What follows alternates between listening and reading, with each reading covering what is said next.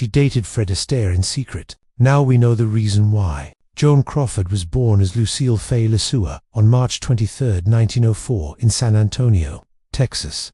Crawford's early years were really tough and full of hardship. Her father left the family when she was young, and her mother had a hard time taking care of her children.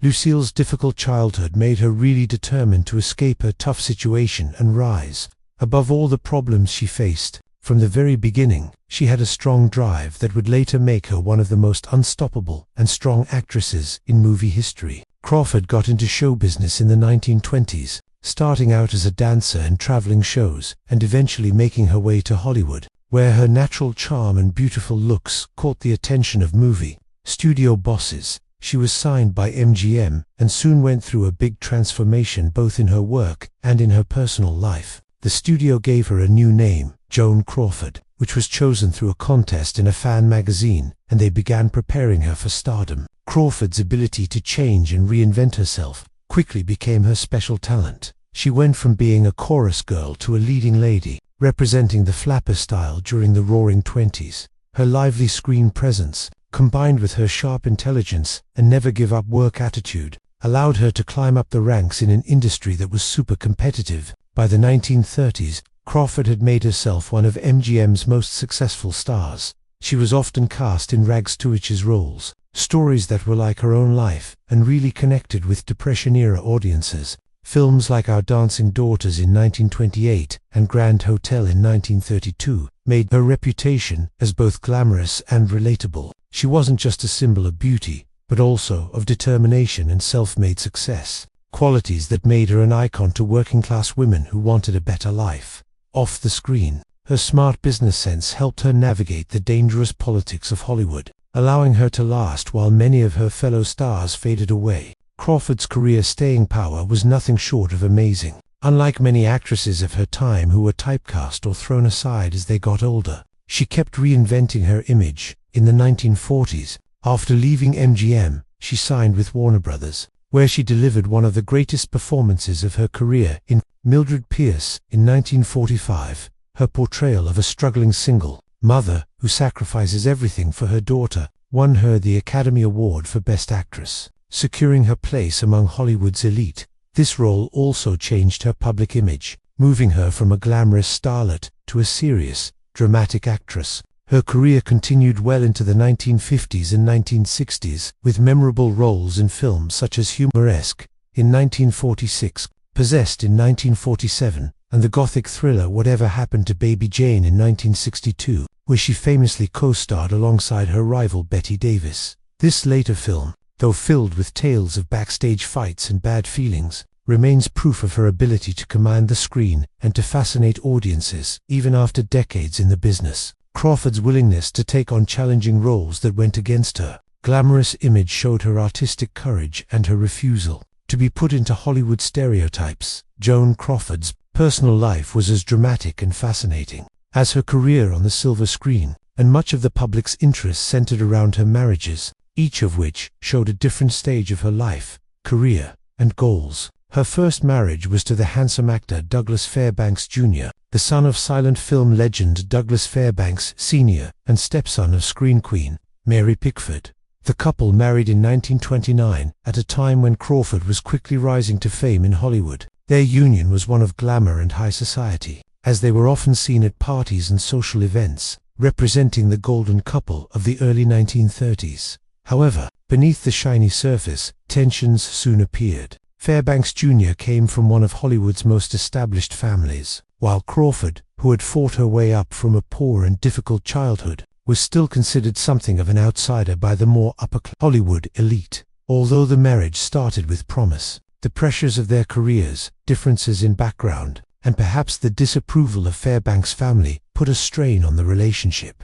The couple eventually divorced in 1933 after 4 years of marriage, leaving Crawford both heartbroken and more determined than ever to secure her place at the top of Hollywood's hierarchy. Her second marriage was to actor Franchot Tone, whom she married in 1935. Tone was a sophisticated, classically trained actor from New York, known for his work in stage productions as well as films. Crawford, by then an established star, admired Tone's intelligence, refinement, and dedication to the craft of acting. Their marriage was filled with passion, but it was also filled with difficulties. Crawford reportedly pushed Tone's career forward, trying to shape him into a bigger star. But her strong will and ambition often clashed with his more restrained artistic personality. The couple's differences in personality and lifestyle gradually drove them apart. Although their union lasted only until 1939, and they divorced after 4 years together, Crawford and Tone managed to keep a deep respect and even affection for one another. They remained friends long after their divorce, with Tone even supporting Crawford publicly during difficult times later in her career, proving that their bond had not been completely erased by the end of their marriage. In 1942, Crawford married again, this time to Philip Terry, an actor who was less well known than her previous husbands. Terry's easygoing nature seemed to offer Crawford a sense of stability and comfort during a time when her film career was going through major changes. During the early 1940s, she had left MGM, the studio that had made her a star, and was looking for a new direction in Hollywood. Terry appeared to provide a steady home life, and the couple even adopted a son together, whom they later named Christopher, though the child was eventually taken back by his biological mother. Despite these attempts at building a home life, the marriage soon fell apart. Crawford's relentless drive and Terry's more quiet personality did not prove compatible in the long term. They divorced in 1946 after 4 years of marriage, leaving Crawford once again single and focused largely on her career and her growing family of adopted children. Crawford's fourth and final marriage was perhaps the most important in terms of her public image and financial security. In 1955, she married Alfred Steele, the president of Pepsi-Cola. This union marked a new chapter in her life, as she moved from being mainly seen as a glamorous movie star to becoming a powerful businesswoman and socialite. Steele adored Crawford and gave her a sense of security and status outside the world of Hollywood. She, in turn, took an active role in supporting Pepsi, traveling all over to promote the brand, and serving as an unofficial ambassador for the company. The marriage brought Crawford a kind of respectability and influence that she had long wanted, and she embraced her role with energy. Tragically, Steele's sudden death in 1959, just 4 years after their marriage, left Crawford devastated both emotionally and financially. Nevertheless, she honored his memory by continuing to serve on the board of Pepsi and representing the company for many years, connecting her name and image with the brand long after his passing.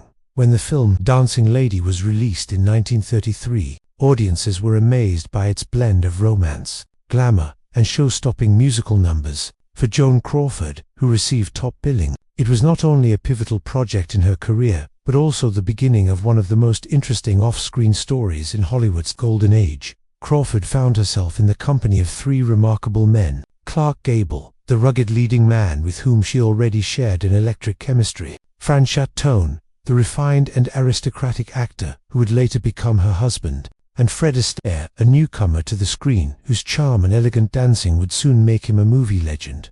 The film brought these stars together in a whirlwind of rehearsals, publicity tours, and long days on set, and beneath the surface, Crawford's life began to mix with theirs in ways the public could only guess about. Crawford later admitted that working alongside Fred Astaire changed her in unexpected ways. "Fred was unlike anyone I had ever met," she confessed.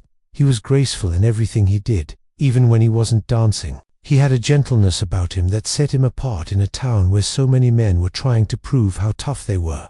At the time, Crawford's relationship with Clark Gable had already created endless rumors, and the studio often encouraged the gossip to keep audiences interested in their films. Yet, when it came to Astaire, things were handled with complete secrecy. The studio did not want to distract from his carefully created image as a dancer who could appeal to women while still seeming approachable to men. For MGM, Fred Astaire's private life had to remain exactly that, private. Behind the scenes, however, Crawford and Astaire grew closer. They shared quiet dinners after long days of filming, slipping away to avoid photographers. "He was patient with me when I stumbled over the dance routines," Crawford remembered. "Fred made me feel like I could do anything as long as he was leading." Their bond was not built on scandal or wild passion, but on mutual respect and tenderness, qualities Crawford rarely found in her highly competitive world. For Crawford, who often showed strength and independence on screen, the quiet encouragement Astaire offered was both